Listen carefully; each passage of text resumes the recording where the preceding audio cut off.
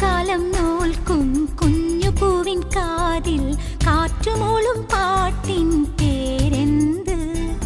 വെള്ളിമേഘത്തേരിൽ വന്നിറങ്ങും പ്രാവുകൾ കൂടുവയ്ക്കാൻ തേടും